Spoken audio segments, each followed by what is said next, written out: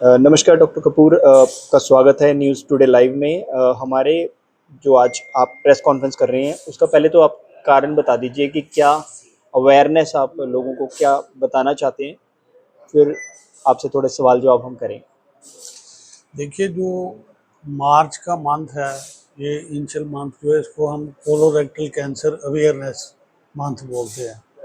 और आज की कॉन्फ्रेंस का मुख्य उद्देश्य ये है कि जो कोलोरेक्टल कैंसर्स हैं, जो कि आंतड़ी के कैंसर्स हैं, हमारे जो डाइजेस्टिव ट्रैक्ट के कैंसर्स हैं, ये बढ़ते जा रहे हैं हमारी कंट्री में भी, जो कि पहले नहीं होते थे।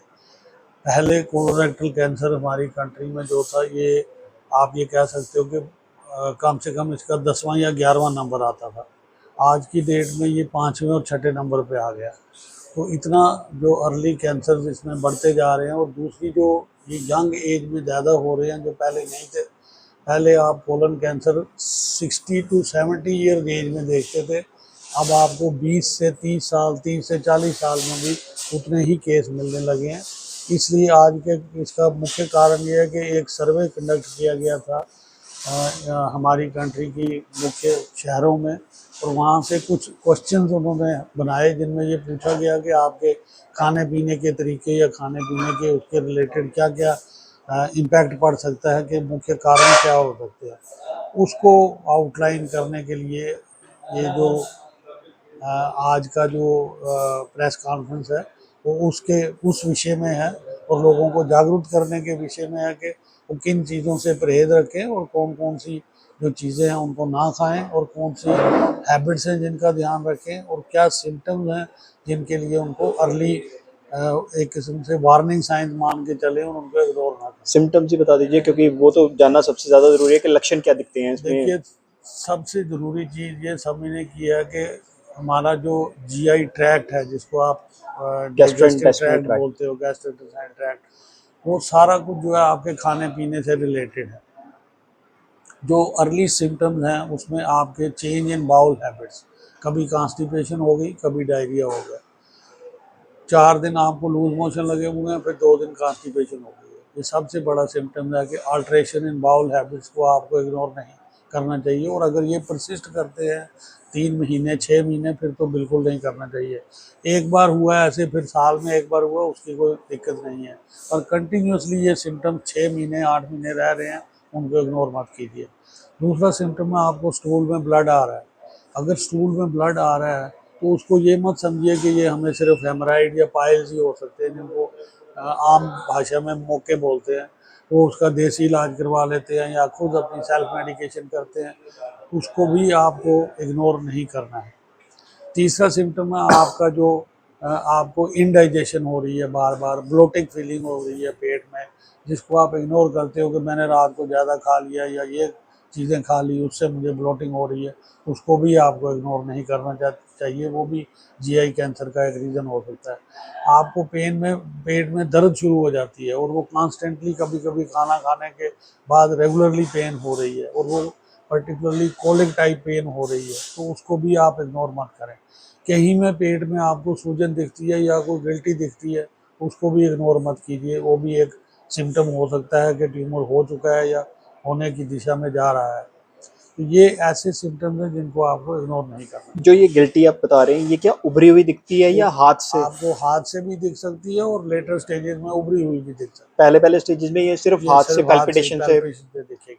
तो उसके बावजूद क्या जो एनस में कई लोग बताते हैं कि पेन रहती है या खिंचाव सा रहता है, उसे वो फिस्चुला या फिशर मान के इग्नोर भी कर देते हैं, या फिर ये ऐसा होता भी है क्या? बिल्कुल। उसके क्या डिफरेंसेस हैं कोलोरेक्टल कैंसर से? देखिए, जो अगर किसी को फिशर या किसी को एक्यूट कोई प्रॉब्लम होगी, तो उसमें सीवियर एक्सक्रूशिएटिंग पेन होगी, जो बर्दाश्त नहीं होगी। और पर्टिकुलरली वो जो पेन आएगी, वो जब कॉन्स्टिपेशन होगी उस समय ज़्यादा होगी, और वो 2-3 दिन रहेगी। उसके बाद अगर ट्रीटमेंट हो रहा है तो वो ठीक हो जाएगी, और जो फिशर है वो हील हो जाएगा। तो वो आपको उससे डरने की तो जरूरत नहीं फीचर है। के लिए ट्रीटमेंट अवेलेबल है? अवेलेबल है। यही चीज़ बार बार हो रही है, महीने में 4 बार हो रही है, और साथ में ब्लीडिंग भी हो रही है, फिर आप इसको इग्नोर ना कीजिए। ये फिशर जो है कहीं कैंसर का अल्सर तो नहीं है, तो उसको आपको ध्यान से किसी की जांच करवाने की ज़रूरत है। डॉक्टर के पास जाइए। सिंपल वो पीआर एग्जामिनेशन से या प्रॉक्टोस्कोप से ही उनको दिख जाएगा कि ये नॉर्मली हैपनिंग फिशर है जो कॉन्स्टिपेशन या किसी प्री डिस्पोजिंग काज से हुआ है, या ये कैंसर का अल्सर बन रहा है, तो वो उसको देख सकते हैं। और इसके अलावा सर खान पान का आप कह रहे हैं लाइफस्टाइल हैबिट्स होती हैं उनकी वजह से भी कोलोरेक्टल कैंसर होता है, किस तरह के खाने पीने का ध्यान रखना चाहिए एक हेल्दी व्यक्ति को और जो मरीज हो गया उसको? देखिए, दो चीज़ें हैं। मैं तो ये कहूँगा कि अगर आप हमारे सनातन धर्म की बात करें तो ये शुरू से ही लिखा हुआ कि जैसा आपका खान पान वैसा आपका व्यवहार। जिस तरह की चीज़ें आपके पेट में जाएंगी उसी तरह के आपके विचार बनेंगे। इसी तरह से यही चीज़ कोलोरेक्टल हेल्थ के बारे में भी कही जा सकती है। जिस तरह का आपका खाना होगा उसी तरह से आपकी गट की या जीआईटी की हेल्थ भी होगी। Gut health is directly related to your food. अब कौन कौन से खाने हैं ये समझना बहुत ज़रूरी है। आपको हाई फाइबर डाइट लेनी चाहिए, फ्रेश वेजिटेबल्स और फ्रूट्स लेने चाहिए, आप लेग्यूम्स ज़्यादा लीजिए, दालें लीजिए, ये चीज़ें खाइए। आपको रेड मीट अवॉइड करना चाहिए, रेड पर्टिकुलरली मीट में यानी कि अपना मटन मटन है जिसको बोलते हैं। उसको नहीं खाना चाहिए। वाइट मीट ले सकते हैं आप, वो भी नॉट मोर देन ट्वाइस और थ्राइस इन ए मंथ, उसको भी ज़्यादा मत खाइए। 2 एग या ले 3 बार सकते हो महीने में। महीने में, एग आप ले सकते हैं, उसका येलो डिस्कार्ड कीजिए।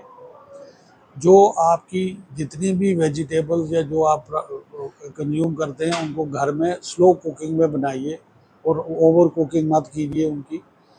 जितना आप बाहर का प्रिजर्व्ड फूड्स लेते हैं, जो आप बाहर के प्रोसेस्ड फूड्स लेते हैं उनको अवॉइड कीजिए, उनमें प्रिजर्वेटिव बड़े हैं, वो आपके लिए कार्सिनोजेनिक है।